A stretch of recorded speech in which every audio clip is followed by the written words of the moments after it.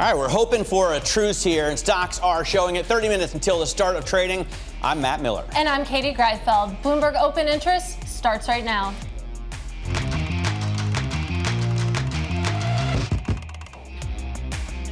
Coming up, a threat and an exemption. President Trump announces a 100% chip tariff, but zero for those like Apple who invest in the U.S. And Intel taking another hit as the president calls for the CEO to step down immediately, saying he's highly conflicted. And another busy earnings day across sectors, corporate America, painting a mixed picture of the economy. Katie? Let's talk about one of those reports today. I'm not sure what this says about the economy necessarily, but Eli Lilly reported disappointing data on its new weight loss pill. That overshadowed otherwise strong growth from its current obesity medicine, which is an injectable. You can see Lilly shares down 7.5% pre-market right now. I can't wait to talk about this story. We're also watching chip stocks. As I said, President Trump has threatened a 100% tariff on imported semiconductors if you're not building like $100 billion plants in this country. That would further upend a global electronic supply chain undergoing a seismic shift already following decades of reliance on China. And the president telling the CEO of Intel, Lip-Bu Tan, to resign following concerns around his ties to China. As you can see, Intel shares, which have already been battered, and a company which is a shadow of its former self, down another 3% today. Katie? Let's wrap it all together now with Bloomberg Tech co-host Caroline Hyde, who joins us on set. So, Caroline, I want to start with Intel because Lip-Bu Tan, he only took the helm in March 2025 or so. Now you have the president of the United States calling for his resignation. As I understand it, this traces back to his ties to Cadence.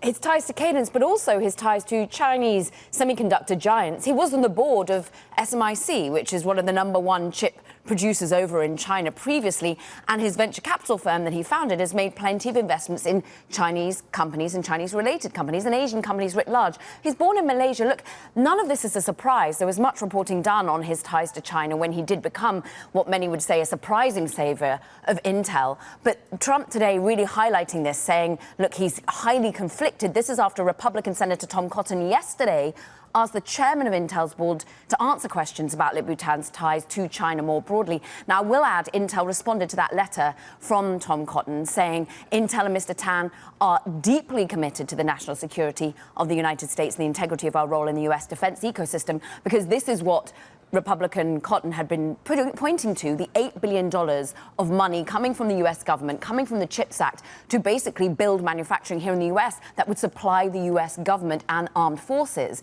Does that conflicting potentially be there if he's still related to Chinese entities? We need to understand how much he still has investments in them, how much he's been selling them off, and more broadly, what his relationship was to Cadence as well. That's right, you brought that up, that was something that Tom Cotton had been concerned about them pleading guiltily, as he quoted, illegally selling products to Chinese military university and transferring its technology to China. And of course, he was once the CEO of Cadence. So a lot still to be built there. Shares are only off by 2% now, though.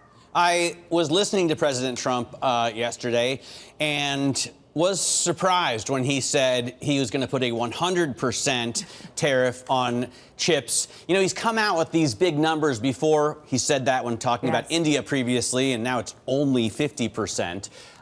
What's the likelihood that we get that kind of tariff? And then if he does allow companies who invest in the U.S.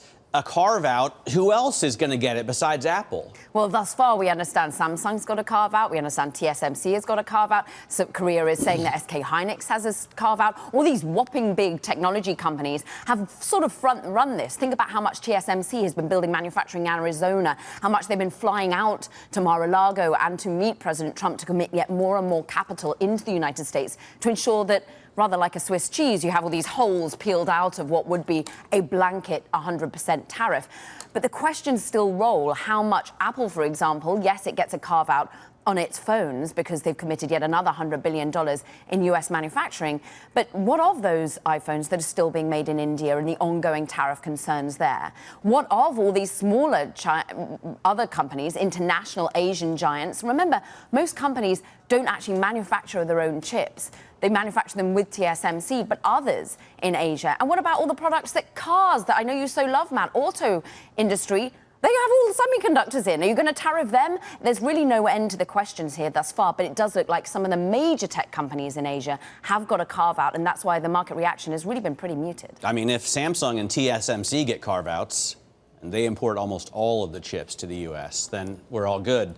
I wonder if Ford or GM will get carve-outs for steel tariffs then and other things that are hurting them. Caroline, I'm sure you're going to cover this all on your program. Bloomberg Tech starts at 11 a.m. Wall Street time. Definitely tune in to see more from Caroline Hyde and Ed Ludlow. Let's bring in now Morgan Stanley Chief U.S. Equity Strategist Mike Wilson and Bloomberg Intelligence Global Head of Tech Research Mandeep Singh.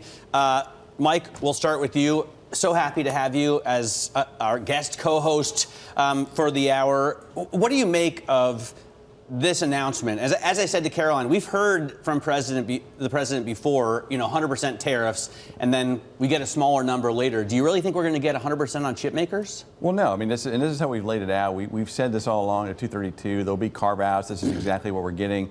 I kind of like the Swiss cheese analogy. There's definitely holes to get away from this, but it requires investment, and that's really what this administration is trying to do, is trying to encourage investment in this country for manufacturing of all kinds, and chips is just one part of that. I want to bring in a theory or a thesis that we've had all year, which is that so Trump came in.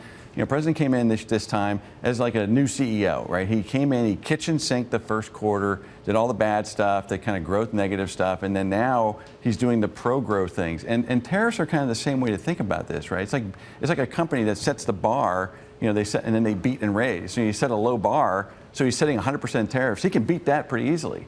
And that's how the market's trading now. And it's to the point now where the market isn't even selling off on this headline because they know that's a sandbag number, just like a CEO would do.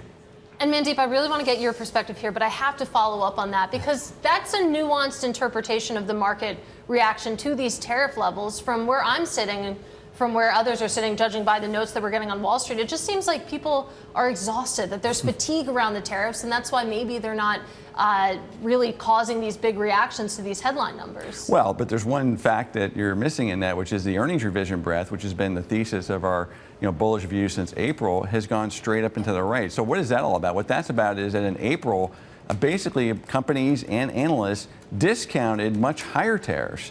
So now we're getting tariffs that aren't quite as bad. They're still higher than we were at the beginning of the year, of course, and we're collecting revenue on that, but they're not as bad as what was priced into the earnings. And so we're getting this reflexive move off of those lows, and that's also what stocks are reacting to. It's a taco take, essentially. I mean, without being so mean about it, right? Well, no, I don't agree with that. I think this is the way he negotiates. I mean, he basically puts a high bar and then he negotiates something in the middle. That's a negotiating tactic. I mean, it's well known. I mean, I learned this in business school 40 years ago. It's the BATNA approach, right? You set the bar here and with the hopes of settling somewhere in the middle.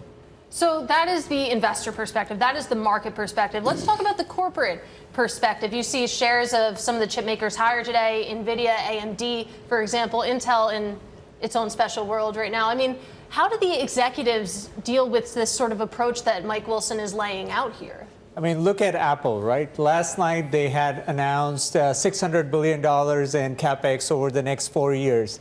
Now, when I look at it from their perspective, it's going to have a hit on their gross margins. How else can you explain an asset-light company having to invest, $150 billion a year in CapEx, which is similar to, by the way, the other hyperscalers. They'll be spending $100 billion, but in data centers.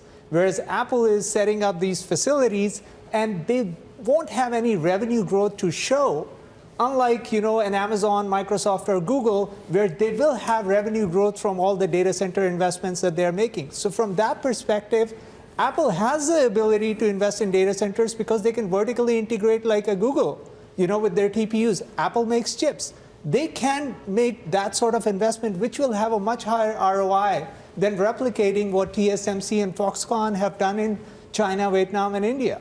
And so from that perspective, I do see a hit to Apple's gross margin, given they will be forced to make investments and they will diversify their supply chain in the process. If, Mandeep, they actually do invest that much, right? We've heard so many giant numbers out of not just companies, but countries. Japan is going to invest $600 billion. The EU is going to invest $550 billion. And a lot of the officials from those countries are saying, no, actually, that's not going to really happen. Is it possible that Apple is just giving us this huge headline number and not really likely to follow through over the next 4 years? I mean, next 4 years, you said it, right? So you can kind of work your way around it for maybe a few months, but then they will have to show some progress with regards to their CapEx investments. And the administration and president were very clear that if these companies don't follow up, they'll make him pay. You know, and so from that perspective, they announced a glass factory, right? So the question is, what else are they going to bring onshore? And to my mind, if you're not bringing advanced node manufacturing, which TSMC has already put so much money in Arizona, what else are you going to do with that $150 billion in CapEx? Data center seems to be the most obvious choice. But right now, Apple hasn't mentioned that, and I'll be curious to see if they go towards that data center investment. Do you think that the productivity of that investment is going to be the same as what we saw in Taiwan as some of the pushback? And I think even they've said that, the manufacturers themselves, that the labor isn't here to do that high-end type manufacturing.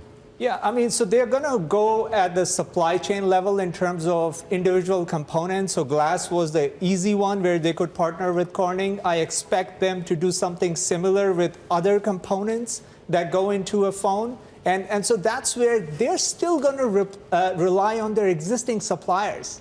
I don't envision them, picking a new set of suppliers to set up the operations. They're still going to rely on a Foxconn or a TSMC to do it.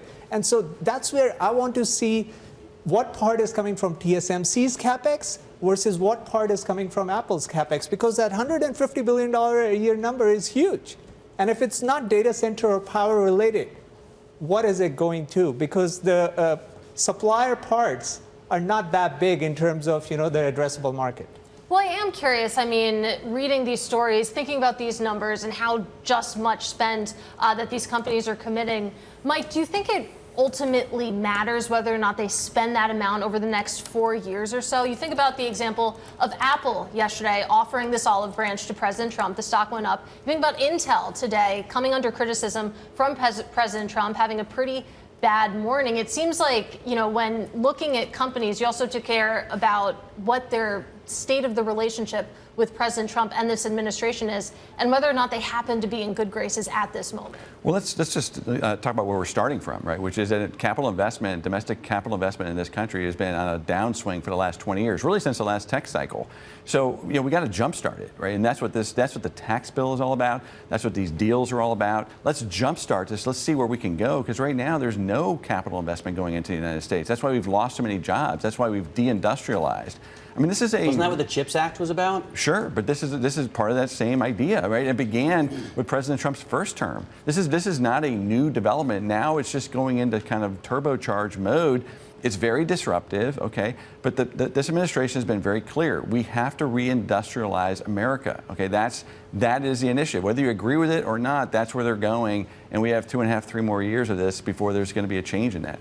All right, Mike, you are sticking around for the next 30 minutes or so. Mandeep, we're saying goodbye to you. That is Mandeep Singh of Bloomberg Intelligence. A really interesting conversation on chips. We do have some other movers on our radar this morning, though. We're in the thick of earnings season still, and Hertz surging as it secured all of its 2025 fleet at pre-tariff pricing. Shares up 16%, Matt Miller. Yeah, it's a big deal also because they sell cars. So if they've bought them pre-tariff and they sell them post, at least in the short term, that's a little bit of money made. Celsius also reported record sales following its Alani Nu acquisition, and up 24%. Yeah, not impacted by that high noon kerfuffle, it seems like. Let's talk about Crocs really quickly, because Crocs down 20%. Its sales were in line with estimates, but it's only providing guidance for the current quarter due to global trade uncertainty. That is certainly the case across industries, but Crocs down 20%. I'm surprised.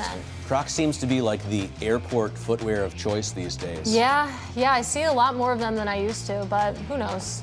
Coming up, Eli Lilly plunges. We're going to digest the latest weight loss pill data next. This is Open Interest. Yeah.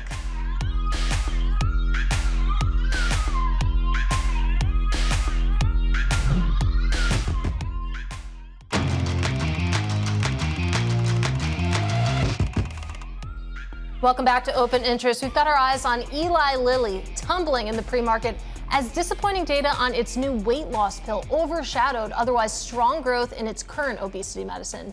Joining us to discuss is Bloomberg's managing editor for global business, Shelley Banjo. So, Shelley, quite a decline in Eli Lilly this morning. When it comes to the weight loss results that we got for the pill, is it the side effects? Is it the actual number of pounds that people shed? What exactly is Wall Street latching onto here? So it's all about the future. The pill is the future. How are we going to open up this market even more for people who feel a little queasy about taking a shot every single week?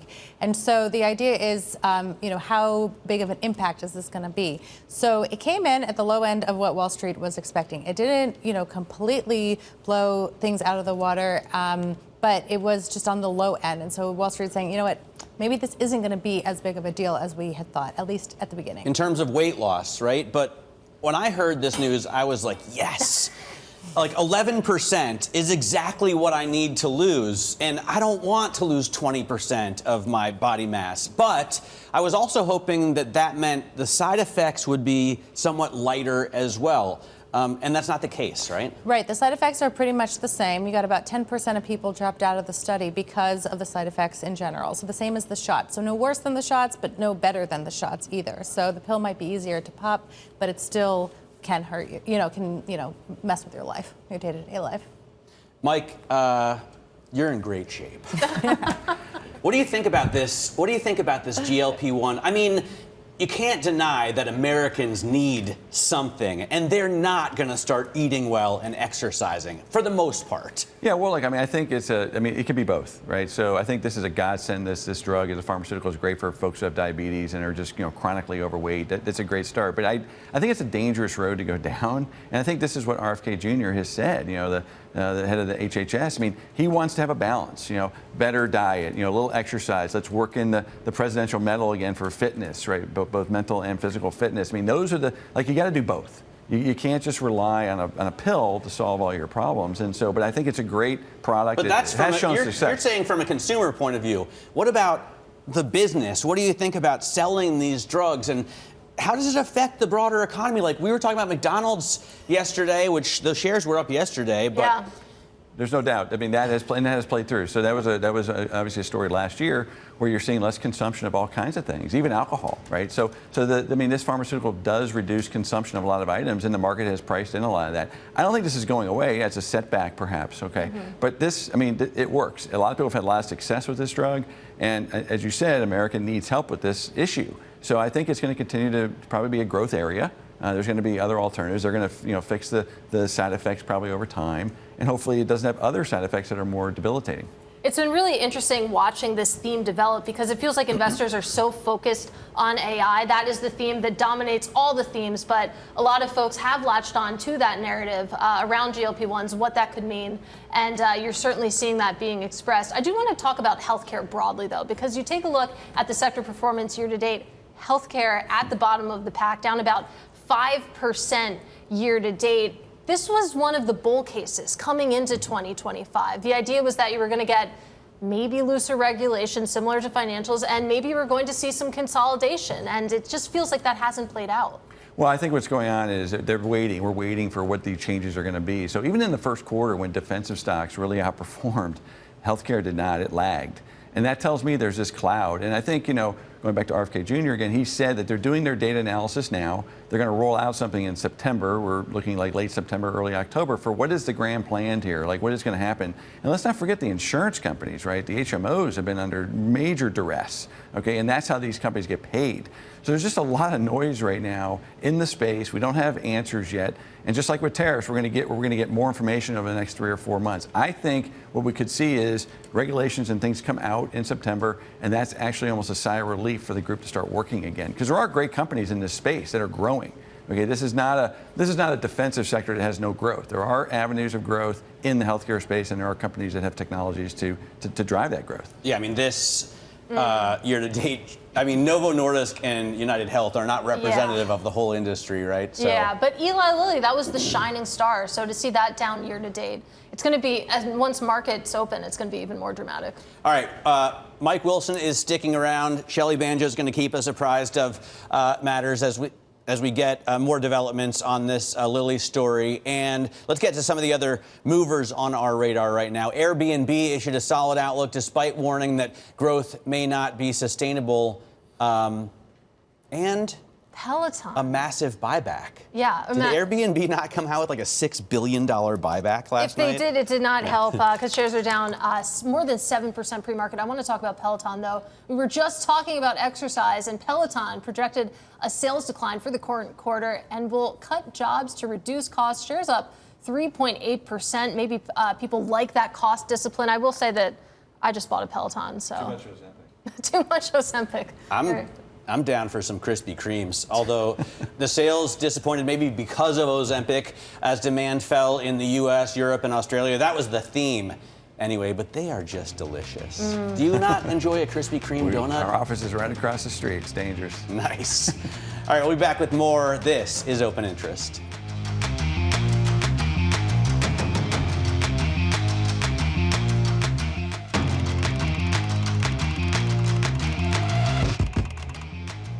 Welcome back to Open Interest. We are minutes away from the opening bell. Here's your setup. Green on the screen all the way down. The S&P 500 higher by about 0.6%, building on that rally that we saw yesterday. Big tech leading the S&P 500 up about 0.8%. It's the small caps that are the shining star today. The Russell 2000 higher by about 0.9%. Of course, we'll talk about whether or not that will hold, and we'll talk you through all the opening action up next with Morgan Stanley's Mike Wilson after the break. Don't go anywhere. This is Open Interest.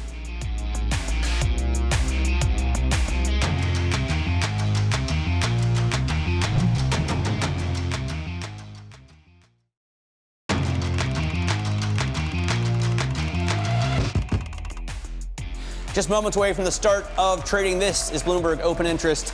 I'm Matt Miller. We're looking at gains in futures. Markets not deterred by the 100% tariff President Trump announced he may put on semiconductor importers. S&P futures right now up about 0.5%. NASDAQ futures gaining even more, 0.75%. And the small caps up almost 1 full percent. Great news for these markets. We have a couple of IPOs ringing the bell. It's been a long time since that's happened, both at the New York Stock Exchange and the NASDAQ. C1 fund is like a closed-end fund, so not as exciting as Firefly, which is a space company, a rocket scientists. They're ringing the opening bell down at the NASDAQ market site, and we are going to talk to the CEO in just about 1 hour's time. So this market is alive and well. It's alive and well. Excited for that conversation. We'll probably have more videos of rockets. So, I hope so. Stay tuned for that. But let's talk a little bit about Eli Lilly because shares now down 10% at the opening bell. That's after it reported disappointing data on its new weight loss pill, overshadowing that strong growth from its current obesity medicine, that injectable. Shares down 10%. Shares had been lower year to date, just by about 3% through yesterday's close. So really taking a bite out of 2025 performance. Yeah, getting absolutely decimated. And I guess investors had been banking on the pill doing much better. So we're also watching chip stocks today. President Trump's threat to impose a 100% tariff on semiconductor importers further upends a global electronics supply chain that's already undergoing a seismic shift. That sounds so dramatic when I say it like that. Following decades of reliance on China. Speaking of, President Trump is now telling Intel CEO Lip-Bu to resign on concerns about his ties to China. You can see NVIDIA's a gainer this morning. That helps the market. Taiwan Semiconductor putting up a fab in Arizona, and, well, Intel down another 1.33%, but it's already, as I said, a shadow of its former self. We're back with Morgan Stanley's U.S. equity strategist, Mike Wilson. And, Mike, a couple IPOs there get me excited because, you know, we've been waiting for this market to bounce back in that sense. When we saw the bank bonus story earlier this week, I noticed debt underwriting guys are getting paid, equity underwriting guys not so much. Yep. Is that going to change? Well, debt usually leads, right? So, I mean, that's what's been going on. The private loan market's been very busy, seeing a lot of recaps too. So that's how it starts. And this gets back to our overall thesis, Matt, which is that, you know, we believe we've been in sort of a 3-year rolling recession, and that the end of that recession ended in April with the tariffs. That was the final capitulation. So we think that's a new bull market, right? We think the bear market ended in basically April. It was a pretty nasty one. There were several, you know, along the way, and that was the final flush. And now we're in a new bull market, and capital markets activity is just another sign that that analysis or that conclusion is probably correct. A new bull market, that seems like a pretty big statement. And what does that imply of what the road ahead looks like? I mean, you think about now through the end of the year, we've heard a lot of folks say that, okay, maybe we get a dip. Maybe we ultimately finish 2025 higher from these current levels, but expecting some volatility on that path. Yeah, but that's different. Volatility in a bull market or bear market is normal. I mean, you want to see some consolidation. I'll go back to 2020, you know, that's probably when we were probably the most out of consensus bullish as we are today, like on earnings. So in the spring of 2020, we were very bullish out of consensus because of our earnings work, and our work's telling us the same thing. In 2020, it was a straight line up, right? Didn't really let anybody in until September, and then we had a consolidation for about 6 or 8 weeks where we had 2 8-10% drawdowns and we went sideways. But if you look at the chart, it's not even perceptible, okay? So consolidation, volatility, correction, I hope we get some. That would be normal, as opposed to just sort of going straight up and going parabolic here. So I think that's normal. I expect it too. We've said that third quarter, we think this is the best chance we could have for some correction or moderation, if you will. But I want to be very clear, it's still early in the new bull market, so you want to be buying these dips. Well, and there is some frothiness, right? It sort of feels like silly season when you look at how much Mark Zuckerberg is paying people to come on to his super intelligence unit, right? $100 million bonuses. And then you get something like Palantir, which has forecast sales of $4.15 billion, and it's worth $415 billion. Like 100 times sales is pretty nutso, right? Yeah, no, I mean, I think it'd be naive to sit here and say it's not getting a little frothy in parts of the market, but that's what new bull markets do, right? I mean, and even in existing bull markets, you get frothiness, right? Just like you get over pessimism in bear markets like we got in April. So I think it's part of the deal, right? And as investors, our job is to find good risk rewards, okay? And by the way, you know, a portfolio can have some speculative assets in it, right? It just shouldn't be 40% of your portfolio. And so, like, but right now, I'd say the risk reward still looks pretty good where the revisions are positive, things like industrials, things like financials, parts of the technology sector. You know, these are areas that are continuing to show positive earnings revision breadth, and there's definitely still value in some of these pockets. So we were talking about froth. Remember, we had meme mania reignite just a couple weeks ago, which definitely was a sight to behold. When it comes to this new bull market that we're in, what do you need to cooperate? I go to the bond market, for example. I see 10-year yields at 4.23%. We had been hanging out around 4.5%. It seems like we've reset a little bit lower here. Are these the levels broadly that you need long end yields to stay in for this bull market to really flourish? Yeah, 450 has been the level we've been talking about for several years. When you get above 450, equity multiples don't particularly like that. So 423, it seems like we're in a fine zone. I think to continue the bull market, you need the things you need, the ingredients you need is positive rate of change on growth. Okay, we have that from an earnings standpoint, and you have policy that isn't inhibitive, right, or inhibiting that growth. So both fiscal and monetary policy looks like it's okay, and it appears as if the Fed, maybe they're not going to cut in the short term, but all signs point to the next move will be a cut. So you have supportive policy, you have positive rate of change, you have good flow dynamics. I mean, those are all the ingredients you need. We had a chart on Bloomberg Intelligence earlier this week showing second quarter earnings expectations, and it's pretty amazing. You may have seen it. It just starts to come down at the beginning of the year because we were so pumped up, right, for Trump 2.0. And then after Liberation Day, plummets, but it picks up and goes hyperbolic. Do we have that chart? I hope so. I said, do we have that chart? It's like a U. Will Just said, yes, we have that U. chart. Where's the chart? Yeah. There it is. we go. Is this what Q3 and Q4 expectations are going to look like, too? What do you think earnings turn out to be at the end of the year? Well, look, this is probably where we've gotten things really right this year. Where we came in this year, we said there's going to be, earnings are going to come down first because of policy, the sequencing of policy is going to be growth negative. And we were still finishing off this deceleration in AI CapEx. Plus the dollar was a bit too strong.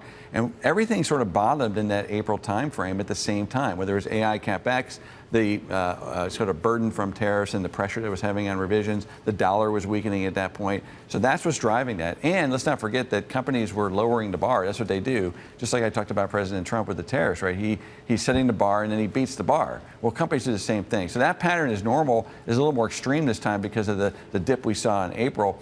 Third and fourth quarter, and we've been pretty vocal about this, third and fourth quarter is where you won't, probably that's where the risk of the tariffs start to flow through the cost of goods sold, okay? So I don't anticipate that kind of a rebound like we saw in Q2. So we will take a tariff hit in Q3 and Q4. We should take a tariff hit on the revision factors, okay? It doesn't mean that earnings estimates have to get hammered for next year. It just means the pace, the rate of change, the second derivative could roll over for a period of time. That is a potential risk in the third quarter for a correction consolidation that we were talking about earlier. And a risk earlier. to Fed cuts? Well, risk to Fed cuts comes next week with the inflation data, okay? And I think this is part of the reason we sold off on Friday is that we had a really weak labor report, okay? It didn't really shock us, but it was weaker than expected. And the Fed is on hold, meaning that reaction function now is being driven by their concerns about inflation, so they can't react to weak labor data. The market didn't like that for a day, a day. And now it's saying, well, but ultimately they're going to get there. So I'm going to look through it. It was also the revisions. It wasn't just one report. It was those really ugly revisions that I think shook sentiment as well. Mike, we're up against the clock. You've been so generous with your time this morning.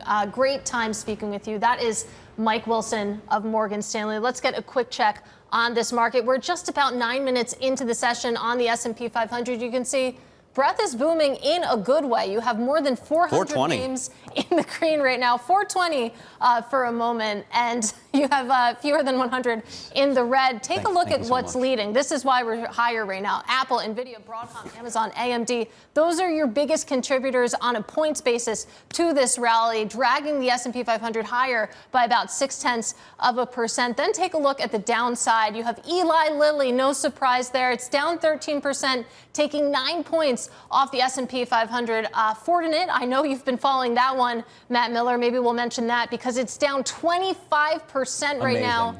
Airbnb also down, despite, as you said, Matt Miller, $6 billion in share buybacks. Markets typically like buybacks, but not in the case of Airbnb. There's a lot going on there. But let's take a look at the sector breakdown as well. I think this is really interesting because you have all green, energy up at the top, tech, materials, the list goes on. Your sole laggard today is healthcare, and that is thanks to Eli Lilly, dragging the sector overall down by about 0.8%, Matt. All right, a lot going on in this market, and there's a lot to come. e.l.f. Beauty is getting squeezed by tariffs. We're going to talk to the company's CFO, Mandy Fields, next, as that market cap is decimated as well. This is Bloomberg Open Interest.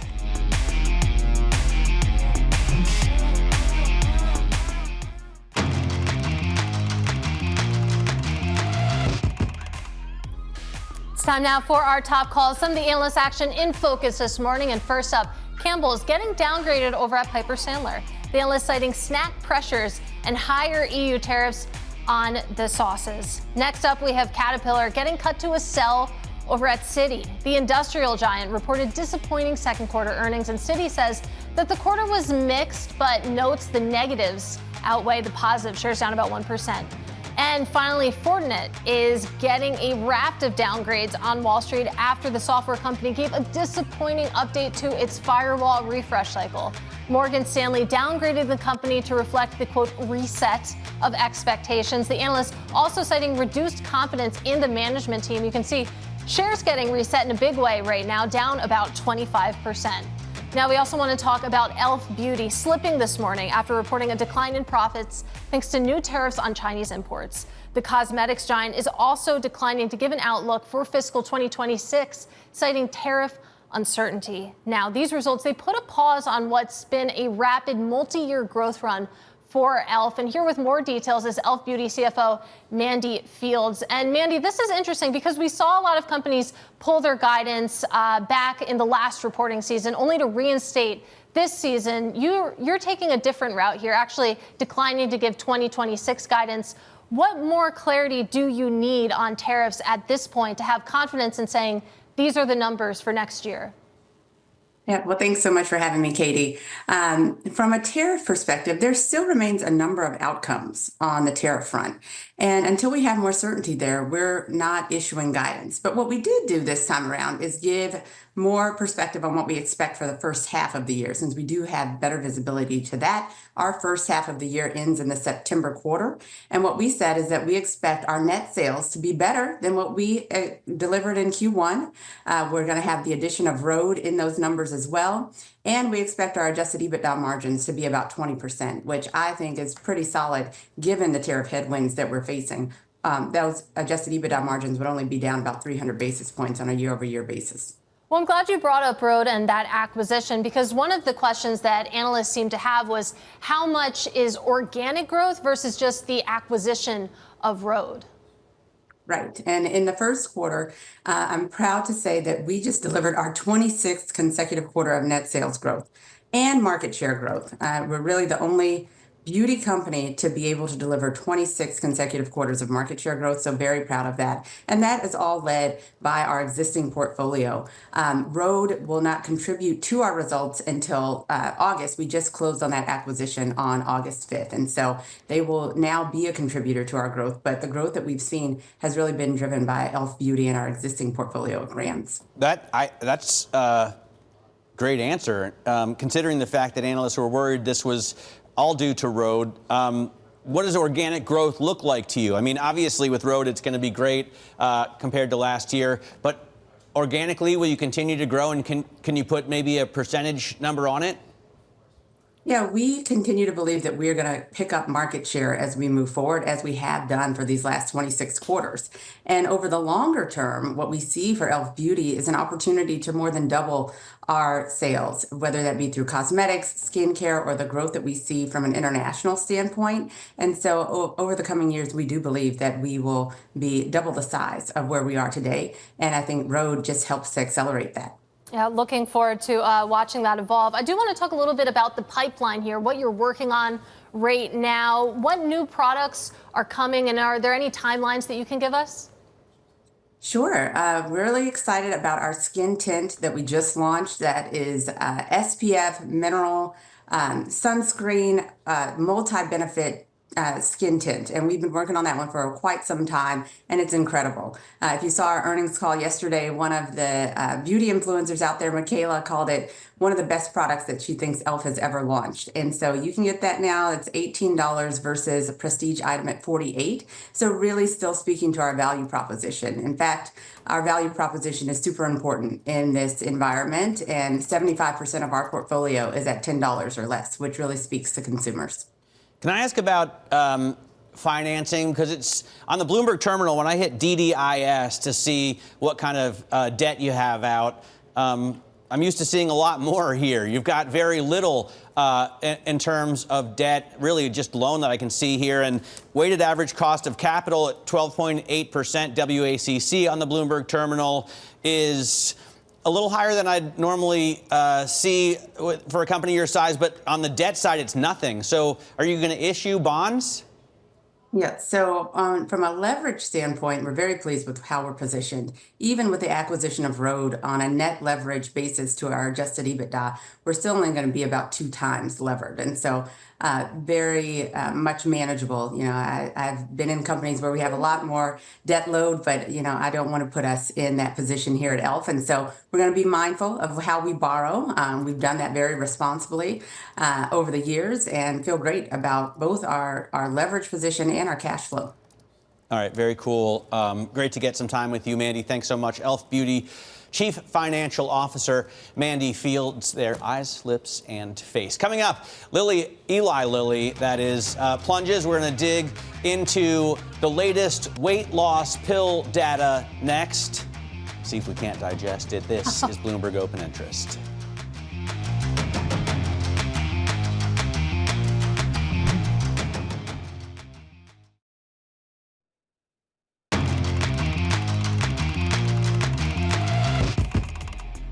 This is Bloomberg Open Interest. I'm Matt Miller. Let's get a quick check on stocks. And it's going to be a happier day today. At least for now, we're looking at gains on the S&P 500, 63.78 there. So almost back up to the 6,400 level. The NASDAQ up to 23,500. Mike Wilson just told us this is the start of a new bull market. So let's look at what's going on in the individual names here. NVIDIA up more than 2%. That's guaranteed to move the needle at $4 trillion and change. Taiwan Semiconductor up 6.5%. And remember, President Trump said he's going to put a 100% tariff on chips. But if you build something big in the U.S., you could get a carve out. They're building a chip factory. I don't know how many chips they need for that chip factory, but they'll get them tariff-free. Apple as well, investing another $100 billion, up to 2.5%. AMD up 4.33%. Celsius, a massive gain on Celsius, gaining almost a quarter of its value again. And then Eli Lilly losing 14%, Katie. I just can't believe how bad the market is taking this. I mean, just because the pill only gives you 11% weight loss, 11% is a lot of percent of your entire body, right? Is a lot of percent, and you're right. That is Eli Lilly's biggest decline since October. You have at least one sell-side analyst saying that this is an overreaction. Jared Holes from Mizuho saying that the magnitude is high, given what we learned this morning. So let's wrap it all together with Bloomberg Health reporter Damien Garde. And Damien, a 14% decline in Lilly. What exactly is Wall Street really latching onto here? Is it that it was only 11%? Is it the dropout rate in this study? What is going on? I think it's a little bit all of the above, but the percentages really come down to it. As Matt said, 11% is a lot of percent, but it's fewer than 15%, which was perceived as the bogey number for weight loss, because that is what we see from the injectable medicine Wegovy from Novo Nordisk, which is the kind of direct analog to this pill from Eli Lilly.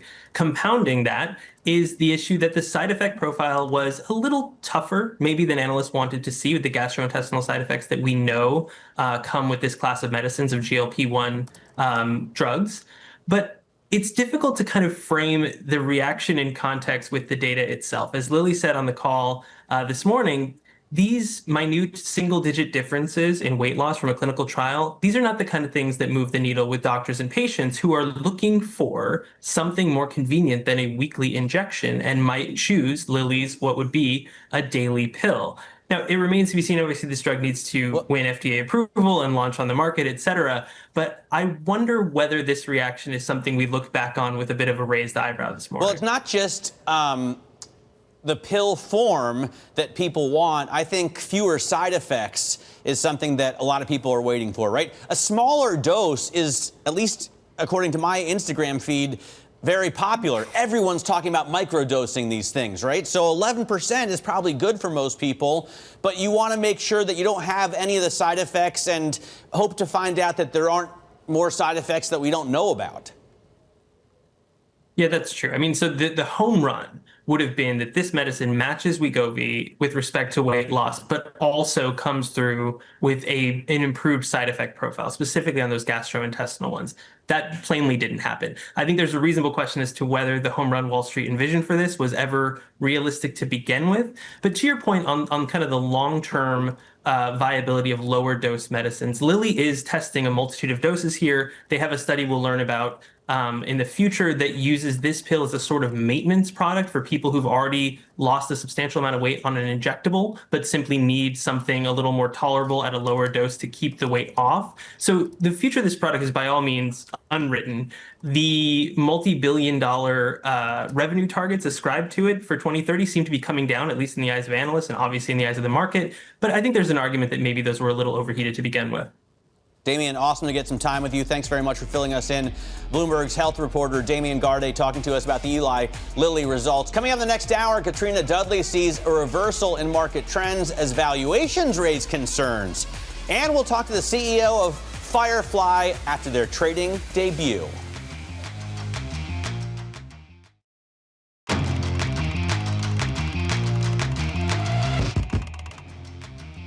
We are 30 minutes into the trading day, marching higher for the second day in a row. Maybe we're going to gain back everything that we lost on Friday. In fact, we're there already. There you go. Never happened. Yeah. And it's coming on pretty hefty volume. Trading volume for the S&P 500, 27% above its 20-day average. So a lot of conviction out there. Yeah, it's a Thursday, right? So not everyone's left the office until 1 or 2 p.m. We're still here. Welcome back to Bloomberg Open Interest. I'm Matt Miller. And I'm Katie Greifeld. And coming up, a threat and an exemption. President Trump announces a 100% chip tariff, but zero for those like Apple who invest in the U.S. And Intel taking another hit as the president calls for the CEO to step down immediately, saying he's highly convicted. Plus, conflicted, not convicted. Conflicted. Okay. It's also another busy earnings day across sectors. You have corporate America painting a mixed picture of the economy. Last hour, we discussed the market outlook with Morgan Stanley's Mike Wilson, and he's bullish. The bear market ended in basically April. It was a pretty nasty one. There were several, along the way, and that was the final flush. And now we're in a new bull market, and capital markets activity is just another sign that analysis or that conclusion is probably correct. All right, joining us here at the desk right now is Katrina Dudley, Senior Investment Strategist at Franklin Templeton Public Markets. And Katrina, we had Mike Wilson with us in the last hour. He's so bullish. And I asked him about these valuations, like, isn't it feeling a little frothy? We're paying people $100 million bonuses. We're trading at 100 times sales. What's your take? I don't think you ever want to look at valuation as being the only reason to sell a market. I think you want to look at the strength of earnings, and it's when you don't have conviction in the strength of the earnings growth outlook or your conviction in earnings growth is much lower, so you have much lower numbers and where the market is at, that's when you think about selling. But pure valuation is not a reason to sell. But you're highly convicted. I am highly bullishly convicted. I think I've been here as well, like Mike, since about April. Both of us, I think, have been in the bullish category. I think what, though, we have seen is this has been one of the fastest rallies out of a bearish market that we've seen in history. And we need to understand why that's happening. Is it AI? Is it that we're getting our data faster? Or is it something that we should be worried about? And I think that's what the market's grappling with at the moment. That's interesting. So when it comes to valuations, though, like you said, valuations should never be the sole reason why you sell a market. But what are some of the other ingredients that would get you worried, that would add up to a recipe to, I need to offload here? I think we're looking at the employment data, and we've been talking about the fact that, unemployment numbers are low, but, even the job claims that came out, they're not in a worrying territory, but it's something that bears monitoring. We're looking at we look at the GDP on an annualized basis. That came in slightly less than maybe you would expect, but it's still not bad. And this is the fact that you've got great earnings growth, and you've got diversification and breadth across the market. And that broadening of the market is the reason we're actually very bullish on the market, given without those valuation concerns. The second thing is if you bifurcate the market, take out that Mag 7, the rest of the market isn't as expensive as you think. But also not earning as much, right? S&P 493 earnings growth is like 4%. Last I heard, and Mag 7, this is from Goldman Sachs, earnings growth is 26%. So that's a lot less disparity than we previously seen, but still.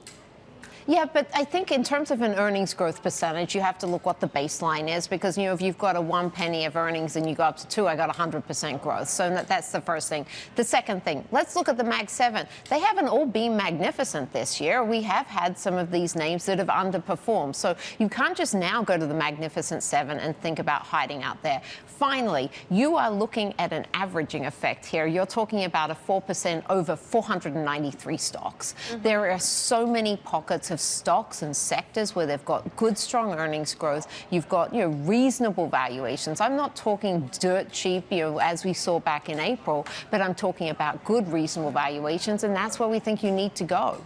Does that logic extend outside of the S&P 500, perhaps to smaller companies, perhaps to the Russell 2000, which just feels like it can't get off the ground? It definitely is having a hard time in that small cap space. We actually think one of the areas of opportunity is probably in the mid cap space, which is kind of the piggy in the middle that everyone loves to ignore. And I think that there's the middle child. Yes, I know, and I am as well. So I feel Middle child syndrome. But I think in that mid-cap space, what do you have there? You have M&A opportunities.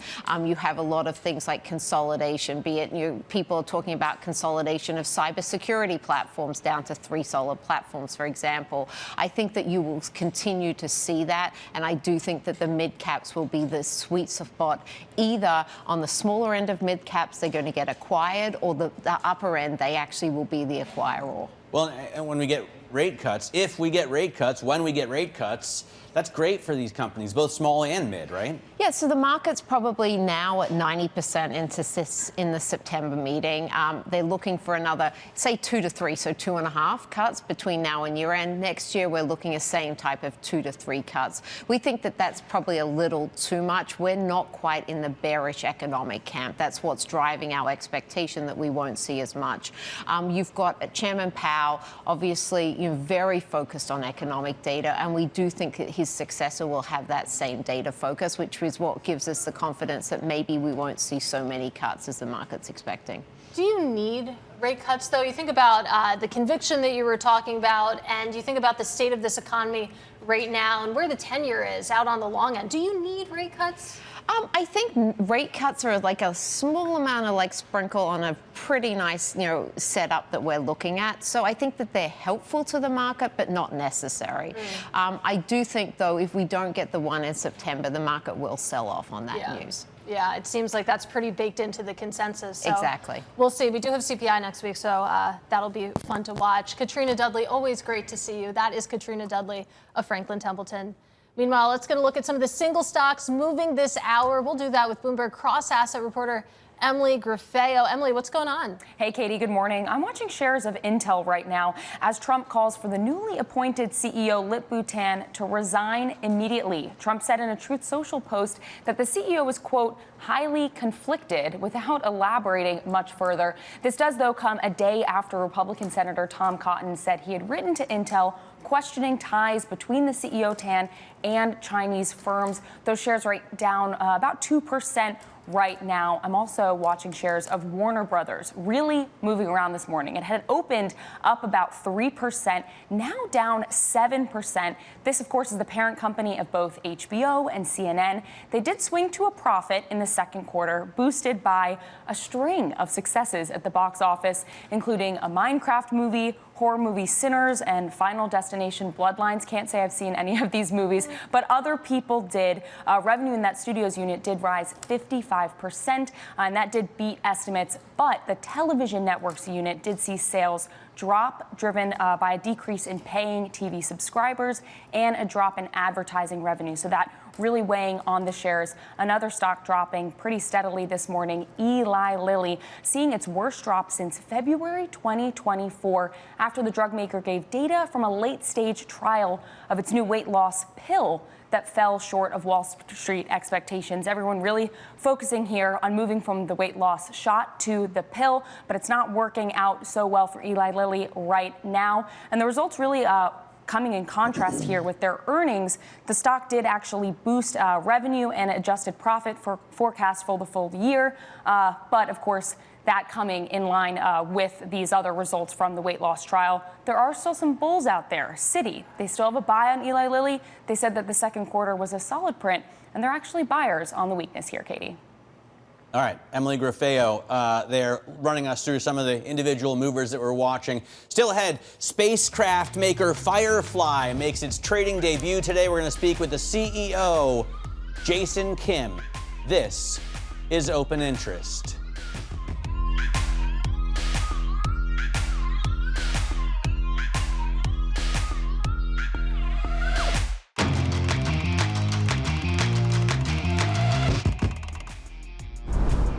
Breaking news on the Fed here. Bloomberg News has learned that Christopher Waller is a favorite among Trump advisors in the White House. Michael McKee, Bloomberg's international economics and policy correspondent, joins us now. And Mike, everyone always talks about 4 names in the running, although President Trump has told us Scott Bessent asked him to stay at Treasury. So that leaves the Kevins, one of whom is normally hawkish, Warsh, right? And then Chris Waller, who's been towing the Trump line, really.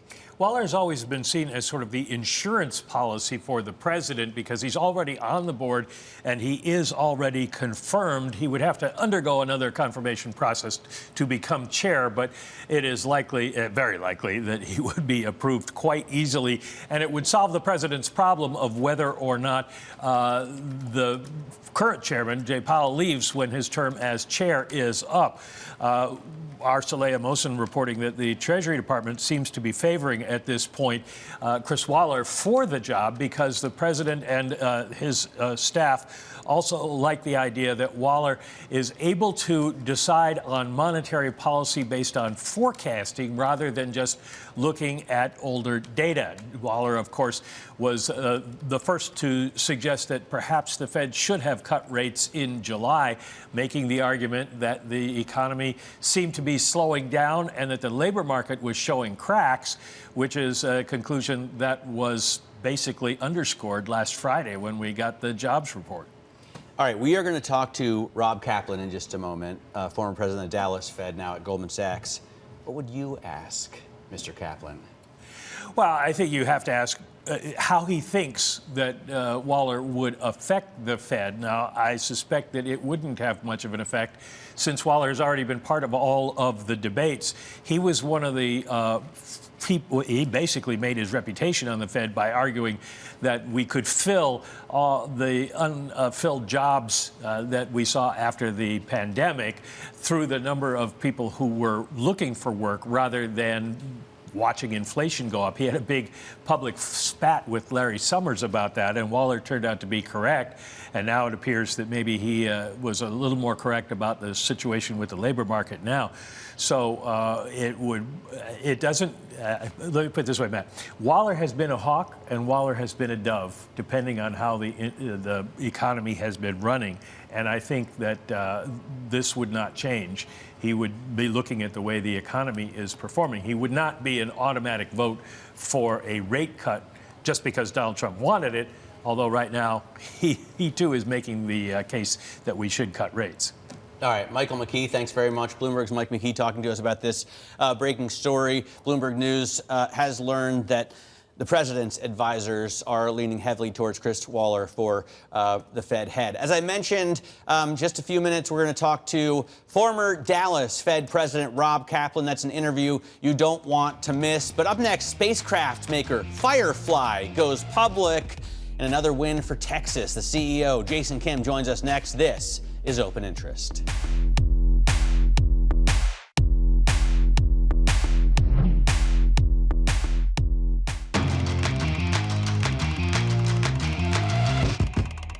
Let's get now to high interest. Look at what's making headlines around the world. President Trump is calling on Lip-Bu Tan, the CEO of Intel, to resign immediately because of what he called conflicts of interest. This week, Republican Senator Tom Cotton asked the chairman of Intel's board to answer questions about Tan's ties to China, including investments in the country's chip companies. Recurring applications for unemployment benefits surged to the highest since November 2021, adding to the recent signs that the labor market is weakening. Investors and economists are already on alert for any signs that the labor market is further deteriorating after the government's July employment report showed a significant cool down in job creation over the past 3 months. And shares in Firefly Aerospace start trading today. It marks the next evolution for a company that survived bankruptcy to develop its own fleet of rockets and then successfully land a private spacecraft on the moon. That spacecraft, called Blue Ghost, is the only privately developed rocket to land upright and intact on the surface of the moon. Katie? We'll be speaking to the CEO in just a minute, but let's broaden out and talk about the IPO market in general, which is certainly heating up. For that, we're joined by Bloomberg's Bailey Lipschultz, fresh office tour of Japan. Great to see you back on set with us. And while you were gone, I mean, things got hot. You think about Figma just in the past week or so, and then some of the other IPOs that have popped and come out of the pipeline. It feels like there's a lot more action. A lot more action going on, Katie, in a busy August. So Firefly leading that after pricing above the range that had already revised higher, kind of kicking off what could be more than $2.3 billion raised in August. busiest August we've seen since 2021, if it can live up to those expectations, though it's already well ahead of where it was the last few years. Seeing the themes playing out, though, Firefly Aerospace, very hot and exciting. As you mentioned, we have the likes of Circle in the crypto space. We have bullish pricing and trading next week. So we are seeing some of those animal spirits coming alive, but keeping in mind that a number of these companies had strong starts to their kind of debuts. CoreWeave still up triple digits, as is Circle. But when you look at how they've been performing from those peaks, peeling back just a bit, but seeing some of that volatility. You talk to some longer term investors, they don't really care what happens to an IPO until after that lockup expires. So over the next 6 months, going to be keeping an eye on that. Yeah, massive pop when we saw, 250% for Figma? And Breathtaking. to me, that's like leaving money on the table. But Bailey Lipschultz, great to have you join us. Thanks very much. We're glad you're back stateside to talk to us here on BTV. We welcome now our Bloomberg TV and radio audiences, because joining us now is Firefly Aerospace CEO Jason Kim, joining us from the NASDAQ, awaiting the trading debut. First of all, congratulations on the IPO, Jason. Great to have you with us.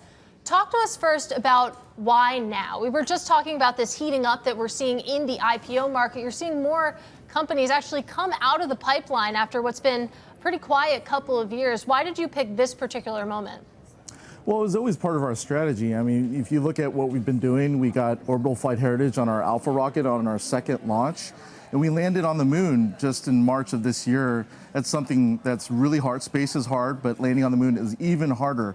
And this company did it successfully.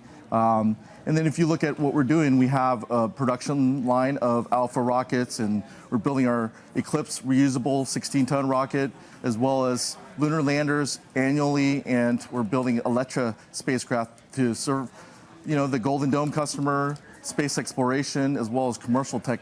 And so if you look at what the CEO of NASDAQ said, Adina Friedman, the markets are strong and they're growing. And we've gotten really great reception and conviction from investors over time. And so this is the right moment. You're going to raise almost $1 billion. It looks like $868 million. Jason, what are you going to do with the money? Well, it's kind of like what I already said. We're going to rate up. We're going to continue to increase capacity, because there's so much more demand in the space markets right now because of national security, because of space exploration to the moon. The moon is really important. It's the ultimate high ground. It's also important if we're going to put humans on the moon again, starting in a couple of years. We want to know everything about the moon. We want to put more lunar landers up there, more infrastructure, more power systems up there too. So we want to make the moon more frictionless for everybody, for America first. And we're just seeing this headline cross the terminal now, that the Firefly IPO is set to end more than 20 times oversubscribed. So plenty of demand there. Jason, let's talk a little bit more about the actual business and what the status of Eclipse is. As I understand it, that's your rocket that's meant to compete against the Falcon 9. How is that going?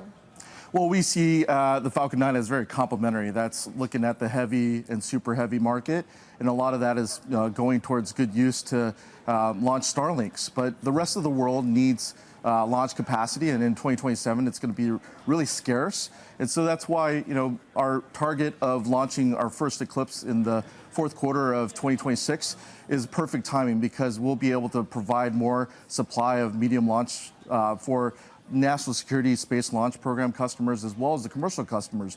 They're putting up a lot of great advanced technology that are in abundant quantities for those proliferated constellations. You mentioned Adina. You're at the NASDAQ, obviously tried and true, storied index there and business. But did you think about TXSE? You're from Texas. Well, Texas is a great place to do business. I've run previous companies, and Texas is just at the forefront.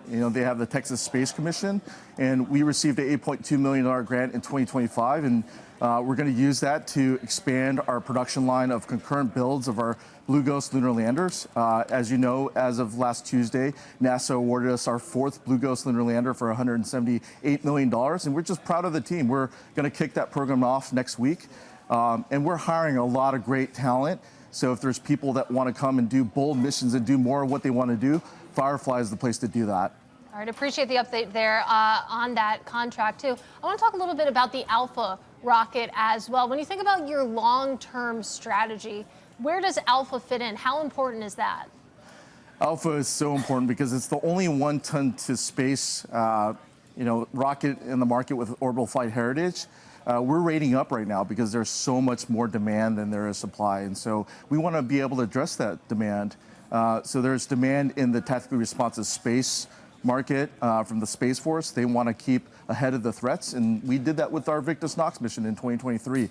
We were the first to successfully launch in a 24-hour timeline, shattering the 21-day previous record, and it became the gold standard for launch in space. And then if you look at commercial customers, they want dedicated rides to mission-unique orbits to generate revenue from their business models. And then finally, we onboarded onto the Missile Defense Agency MACH-TB 2.0 program, and that's an IDIQ where we'll start manifesting launches of 3 to 4 hypersonic missiles at a time. There's a lot of economies of scale with that. So there is so much demand for the one-ton Alpha rocket. All right, very cool stuff. We look forward to talking to you again, Jason. Firefly Aerospace CEO Jason Kim talking to us on the debut of their public offering. Coming up, we're going to talk about the Fed's next move and a potential overhaul to the U.S. data collection process at the BLS with former Dallas Fed President Rob Kaplan. This is Bloomberg Open Interest.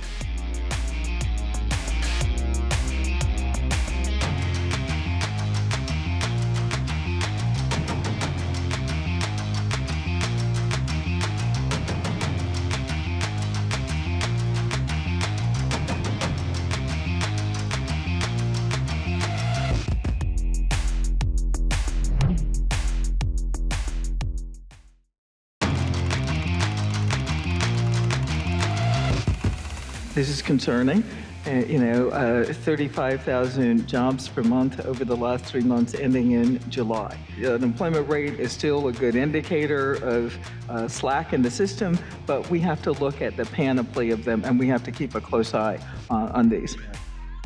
Fed Governor Lisa Cook there saying the economy may be at a turning point following last week's labor data and the revisions that go back months. Markets are nearly certain of the Fed cutting at its next meeting, and we just learned that a new contender, well, Chris Waller isn't a new contender, but he is a contender emerging as the favorite in the White House for Fed chair, according to Bloomberg News reporting. Joining us here at the desk is Rob Kaplan, former Dallas Fed president, who's now vice chairman at Goldman Sachs, and it's great to get some time with you. I always say I'd love to pick his brain, and now I get to. So what do you think about Friday? Was a whole mess of crazy news, starting with the jobs number, but then firing the BLS chief. And how bad is the labor situation? So we felt, and I've been saying for some time, that hiring is down to stall speed. That's been true, I think, for the last few months. The reason the unemployment rate is so low is not that businesses are firing, they're not, but they're not hiring either. And we're losing labor supply because of the immigration policies. So I agree with what Governor Cook said. You've got to look at more than just headline unemployment to understand the labor market. The labor market is weaker than headline unemployment suggests. And the reason, again, is businesses are not hiring. Hiring is very sluggish, and it just doesn't look as bad as it might because supply is also declining. So I agree with the conclusion there's weakness in the market. So the BLS numbers from Friday, for me, it was a little weaker than we expected, but it was confirmatory. The backward revisions were not a surprise. But does it concern you that it looks like when the president doesn't like the data he's getting, he fires the statistician? That seems like something that would happen in China. So I joined the Fed 10 years ago. First thing I learned in my first 30 days, I had a talk with a very senior economist who said, don't overact any one data report because they're distorted, they get revised, they're based on surveys. Since COVID, that's even more true because the survey response rate is lower. I think the BLS believe they need to invest more money in technology, high-frequency data, other sophisticated techniques. But I do think that it's critical, whatever happens there, we have to have confidence in those numbers. And I don't think Friday and the backward revisions were a shocker. I think, do they need to update their practices? Sure. Should they use more technology? Yes. But it's the critical thing is we have confidence in whatever comes out of BLS. Well, that's the thing. This is a conversation Matt and I were having for hours on Friday, that these issues with data collection and these big revisions that we've been seeing, they predate the second Trump administration. We were talking about this a year ago, even at this time. So perhaps the BLS needs to refresh things. But it seems like just response rates are coming down, that initial collection rates are just lower than they have been in the past. So that seems like a big problem when you're trying to assess the quality of this data. And you remember, I was at the Fed during COVID, and we found that a lot of the BLS data wasn't as reliable. So you may recall we started relying on a whole range of high-frequency data, produced by Google and others, and we had to find other techniques. I do think it would be a healthy thing to review our techniques, review our practices. I do believe the people who lead BLS are apolitical. They're trying to do the best job they can. They probably need more capital investment and more money to invest in some of these more sophisticated techniques. It's not just changing the name at the top. Perhaps you need to fund it as well. You mentioned that, during COVID, alternative data became very popular, and that's where I wanted to go. I mean, if there's skepticism over the headline figures that we're getting from the BLS each month, and you're seeing these heavy revisions, where are the best places to look to get a sense of what the labor market in America truly looks like? So we've got a number of private sources like ADP. What I would say is I'd be skeptical about any one data print, but I think that's why you always look at the 3-month trend, the 6-month trend, the 9-month trend. You compare it to a reality check on some of these private sources. You compare it to what you're hearing from businesses. And in that regard, I still believe, I think we've got the ability to make good judgments. You just can't overreact or over-rely on any one data print. Are you worried at all about Fed independence, Rob? Because the president obviously has a strong view on where rates should be. I don't think that's unique. We've had presidents in the history of the United States who have had views on rates. We're hearing now that he may appoint Christopher Waller as the replacement for Jerome Powell when his term runs out. And there's a whole board, right, of people. It's not just Powell. It won't just be Waller or whoever gets the seat. Are you worried about Fed independence? I think there is a very strong culture and ethic at the Fed to make decisions divorced from political pressure, political considerations. That culture is very strong at the Fed. There'll be an onus on whoever the chair is to uphold that ethic. And I know Chris Waller, for example, would. But I think a number of the other candidates, it'll be very important that they do also. But yeah, there are 12 votes around the table. The chair doesn't make the decision. He or she needs to form a consensus. And I think each of the people I know around the table adhere to that ethic very strongly. I also want to ask about rates, about treasuries, because it felt like we were floating up. Katie pointed out earlier, we were around 450, and now it looks like from Friday, we've reset to 420, but we still have the same demographics in these United States. Baby boomers aren't retiring. They're taking their money out, right? China isn't buying $4 trillion worth of treasuries. And in fact, the rest of the world is maybe looking elsewhere. There is concern about things like when you fire a BLS statistician, the dollar has weakened. I mean, shouldn't the pressure on rates be upwards? Shouldn't 450 be the new normal? Why are we at 420? Here's why we're at 420. Prospects for future growth have slowed. Remember, we started the year, the Treasury was at 450, but we thought on January 1st, I think the estimates for GDP growth were 2.25%, 2.5%. Today, they're closer to 1.25%, 1.5%. And interestingly, the 10 years rallied a little, but maybe not as much as you would have expected. So why hasn't it? The term premium, the concern is that the term premium is inching up. Why is that happening? We got 37 trillion of treasuries to sell, and heading north, we're running a $2 trillion deficit probably this year. And so the 10-year is affected by supply-demand factors and prospects for future growth.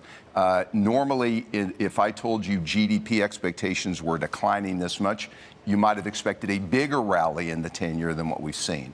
So the front end of the curve, there's been a lot of debate about that. That'll be based on Fed decisions, and we can talk about that. The back end of the curve, the further away you get away from the Fed funds rate, is more about the deficits, prospects for future growth, supply, demand of treasuries. And yeah, there's some concerns and vulnerabilities given how much treasuries we're trying to sell. Well, let's talk a little bit more about the front end of the curve and future policy decisions. Specifically, let's talk about September, because it feels like the market has really coalesced and decided that September looks more likely than not that we're going to see a rate cut. You were telling us in the commercial break, though, that that's not exactly a sure thing. It's not a sure thing. I think there's, in my opinion, I think if I were in my former seat, I would be tilting very seriously to thinking about cutting in September. So there are cross currents, and here's why I say tilting. We're running above 2% inflation. Whether we like it or not, the tariffs are going to raise costs. Some of it we'll negotiate with suppliers. Some of it will come out of margin. And yes, some of it will translate into prices. We also have a very tight labor force, which makes wages a little bit stickier, although we see some weakness there. At the same time, you got an AI boom, you've got global overcapacity in manufacturing, you've got regulatory relief coming, you got sluggish growth. All those things are disinflationary. So if I'm going into September, I'm saying if I see one more negative jobs report to confirm what we've seen, this trend, which you'll see in early September, yeah, I'd be inclined to believe that maybe I'm willing to take some risk in order to head off a further weakening in the economy, understanding I also got to have some confidence that while prices are edging up, when we look back a year from now, these disinflationary forces will make those price increases more likely to be one-time, not persistent.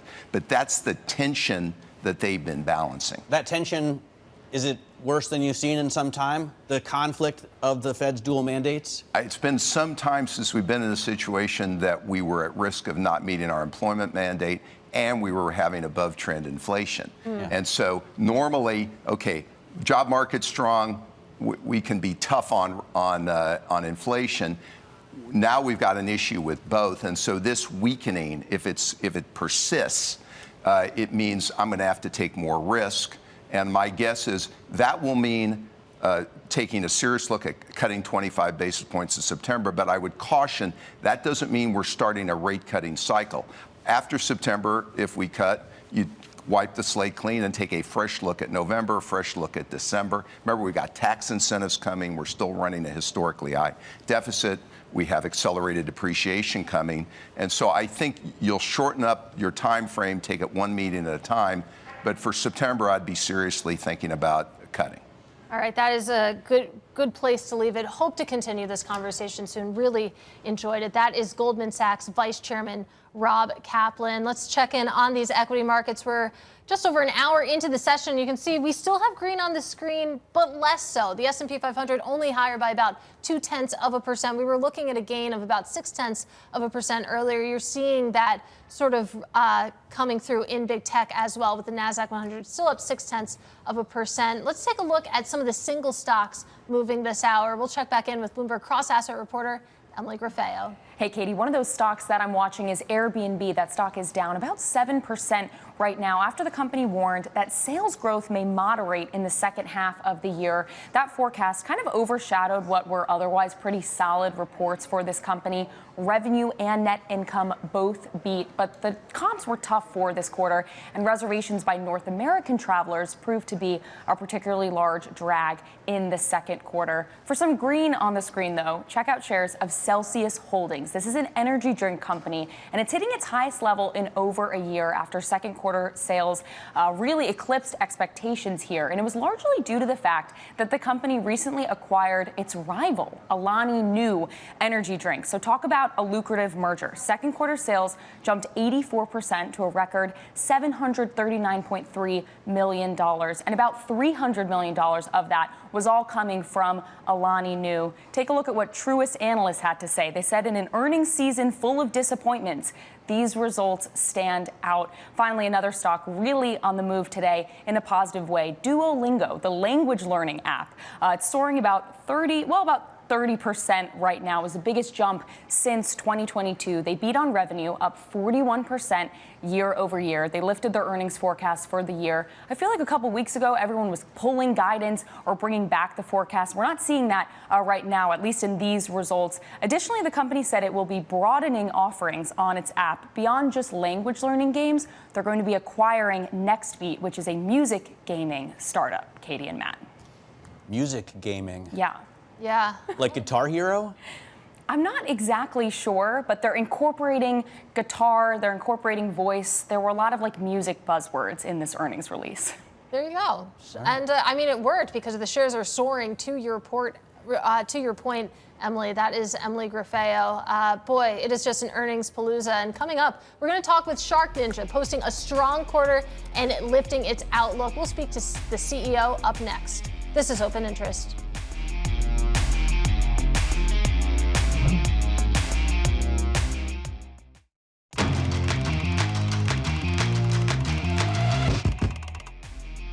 Appliance giant SharkNinja crushed it with second quarter estimates, raising guidance thanks to strong international sales. The results come as the company tries to mitigate its reliance on China. And I'm pleased to say that SharkNinja CEO Mark Barrocas joins us now with more. Mark, great to have you with us. Let's talk exactly about that. I know that you said on the call that 90% of your U.S. volume is produced outside of China. You remain on track to reach 100% by the end of the year. Where are you shifting that supply chain to? Well, look, let's start off with we had a great quarter. You know, we grew our revenue nearly 16%. Our gross margin rate improved in a very challenging economic environment. We leveraged our operating expense and we grew our adjusted EBITDA 33% in the quarter. You mentioned kind of our diversified supply chain. I mean, we started this initiative over 4.5 years ago, making our first product outside of China back then. And at the end of the second quarter, we're able to produce 90% of our US production outside of China, mainly in Southeast Asia. I mean, Vietnam, Thailand, Malaysia, Indonesia, Cambodia. Those are the key manufacturing hubs.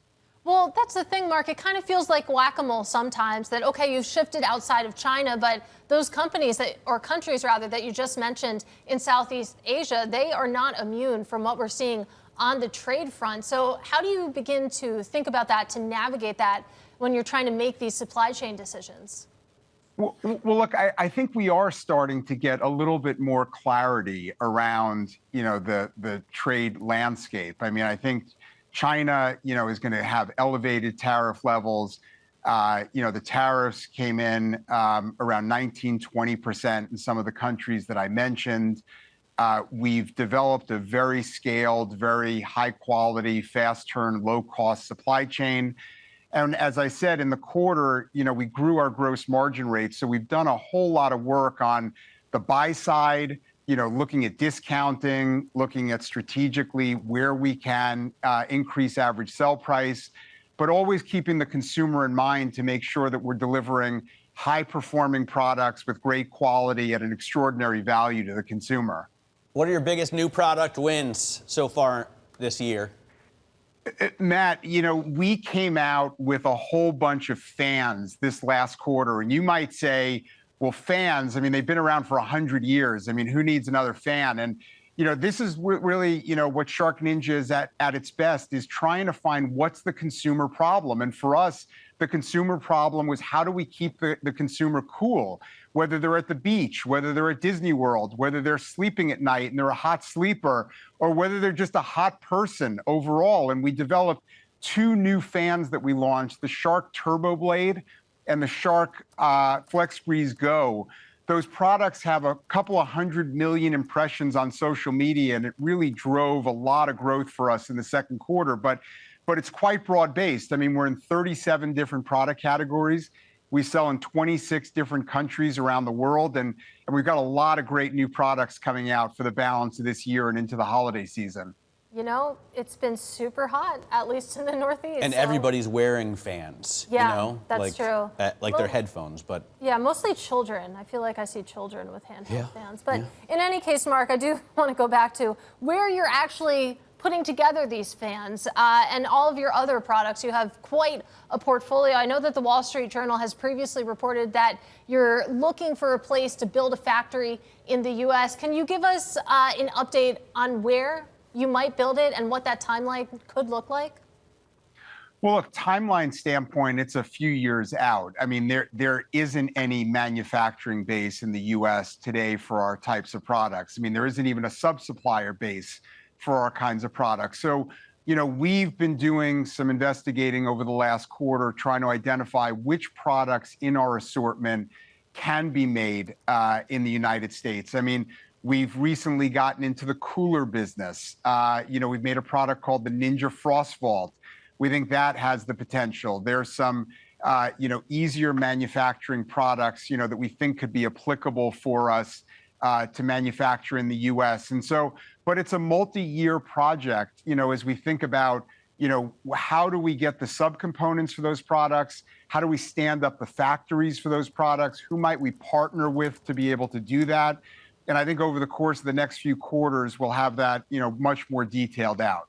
Mark, great having you on the program. Mark Barrocas there, the CEO of SharkNinja. Coming up, the Kremlin announcing a Putin-Trump summit set to take place in the next few days. We'll give you the details. This is Open Interest.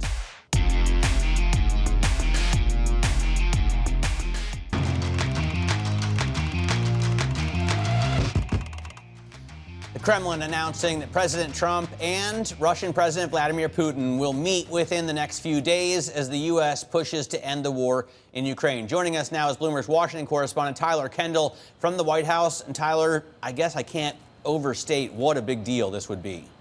Yeah, this would be a huge deal, Matt, with Russian officials saying that the two sides have actually already agreed on a venue for this to take place, though we have yet to get confirmation on what that location or the exact date would be. But it comes after yesterday, Special Envoy Steve Witkoff held 3 hours of talks in Moscow with Russian President Vladimir Putin. And after those discussions, President Trump said that they were productive, in his words, and that he briefed our European allies. And people familiar with knowledge of that phone call say that President Trump expressed optimism that a ceasefire would be attainable. But there are, of course, still a lot of big open questions here moving forward, including that we heard from the Ukrainian President Zelensky earlier today, who says that he needs to be at the negotiating table, and he's spoken to European allies. He's floating the idea that there could be 2 bilateral meetings and then 1 trilateral meeting, but at this point it's unclear if all the sides would really agree to that, since we did hear from the Kremlin earlier today that they really want to focus in on talks between Putin and President Trump. It comes against this backdrop that President Trump has been frustrated with Russia and has really been ramping up the pressure. Take yesterday, for example, imposing those so-called secondary sanctions on India over its imports of Russian energy supplies. And Matt and Katie, at this point, we have some other reporting that really could just be the beginning. People familiar are telling Bloomberg News that the Trump administration is considering new sanctions on Russia's covert oil tanker fleet, which would also considered to be a pretty big escalation, too. All right. Tyler, thanks very much. Tyler Kendall there in Washington. We are looking at a deterioration here in markets. Yeah, you now have more losers than gainers in the S&P 500. We'll continue to track that throughout the day, and we'll see you tomorrow. This is Open Interest.